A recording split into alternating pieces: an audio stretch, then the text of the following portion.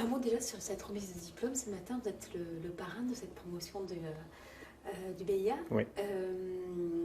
Vous avez accepté tout de suite de parrainer ces enfants qui obtiennent ce premier diplôme d'aéronautique. Moi, je trouve ça super important parce que je trouve que l'éducation, ça ouvre énormément de portes dans la vie. En plus, là, c'est une voie aéronautique. Moi, je trouve le plus grave pour les enfants de cet âge-là, c'est de s'auto-censurer, de se dire ça, c'est trop difficile pour moi, ça, c'est pas pour moi, j'y connais rien, j'y arrive pas, c'est pour d'autres. C'est pas vrai, on a plein d'opportunités. Ça, c'en est un exemple. Très jeune, on peut se lancer dans l'aéronautique. Et puis voilà, de se dire, on est parrainé par un astronaute, on est sur une base militaire, on rencontre les pilotes, les aviateurs. Ça va peut-être les pousser à donner le meilleur d'eux-mêmes et en tout cas à pas se censurer. Et ça, c'est le plus important. On a entendu que certains d'entre eux, ça avait suscité des vocations puisqu'ils vont partir en stage et pourquoi pas justement aller encore plus loin. C'est aussi ce but-là que vous essayez de promouvoir. Bien sûr, on a la filière aéronautique et spatiale en France, elle est super dynamique. On cherche des gens, on recrute dans tous les postes. Alors, il n'y a pas que des astronautes ou des pilotes, et on le voit ici sur la base, il y a tous les métiers.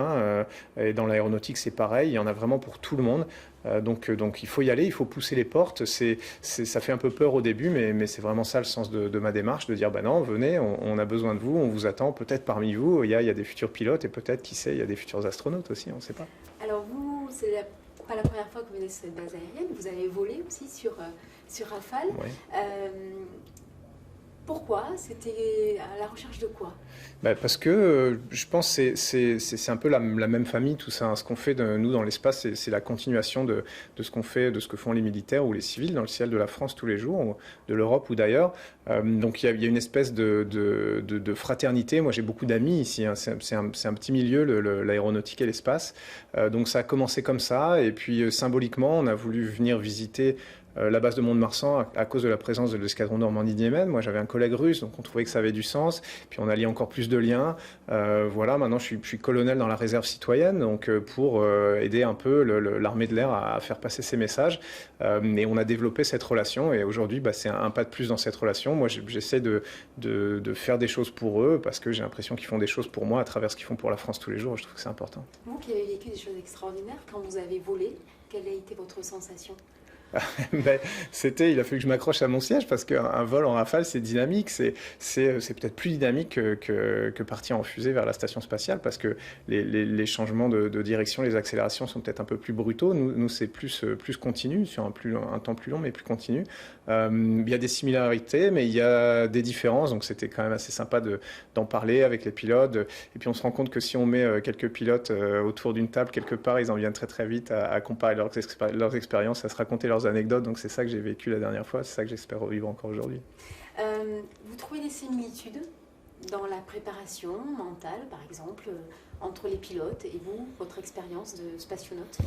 Oui, alors la vie en elle-même, elle est très similaire en fait. Nous, on n'est pas militaire au sein de l'Agence spatiale européenne, mais quand même, on a une vie qui s'apparente un peu à ça. On s'entraîne beaucoup, on passe toutes nos qualifications, c'est difficile, on investit énormément. Il faut se maintenir au top techniquement, physiquement, comme le font les militaires de l'armée de l'air. Et puis quand on a besoin de nous, il faut être prêt à répondre aux besoins. Alors nous, ça veut dire aller dans l'espace, eux, ça veut dire être déployés en opération, mais c'est un peu le même principe. On s'entraîne pour ça, on veut être prêt pour ça, faire le meilleur travail possible. On risque sa vie dans les deux cas. Donc il y a aussi ce côté engagement qui est pas anodin, que les gens oublient un petit peu. C'est vrai que c'est sympa de faire du Rafale, d'aller dans l'espace, on flotte, c'est super, mais on risque sa vie pour ça. Donc voilà, on parle de tout ça. Moi je trouve que ma vie aujourd'hui ressemble pas mal à la vie d'un aviateur de la base de Mont-de-Marsan. C'est un centre d'expérimentation. Ici, ce militaire, c'est un laboratoire aussi pour vous qui êtes un scientifique aussi. Ah oui, c'est ça qui est sympa, c'est que les technologies, souvent, elles sont les mêmes, elles sont similaires. Dans l'espace, on est peut-être même un petit peu en retard en fait sur ce qui se fait ici parce que nous, on a besoin on peut pas réparer, on peut pas se reposer, réparer, redécoller, ça c'est impossible. Donc on a besoin d'une fiabilité telle qu'on fait confiance à des technos un peu anciennes. Donc ça surprend toujours un peu les gens quand on compare. Je leur dis, mais attendez, vous êtes des années-lumière en avance sur nous. Nous, on fait encore ça comme à la main, etc. Donc ils ont du mal à y croire, mais ça c'est sympa. C'est pour ça que moi j'aime bien venir aussi me confronter au top de la technologie parce que ça donne aussi des idées. Ensuite, moi je retourne dans mon univers et puis j'essaie d'infuser ces choses-là, de discuter. C'est hyper riche en fait de confronter ces mondes-là qui se parlent pas souvent, mais c'est dommage parce qu'on a plein de choses à se dire. Une dernière question qui sera un petit peu de Mont-de-Marsan, mais quand vous entendez que certains pays peuvent un projet d'organisation d'armée de l'espace, vous en pensez quoi, vous?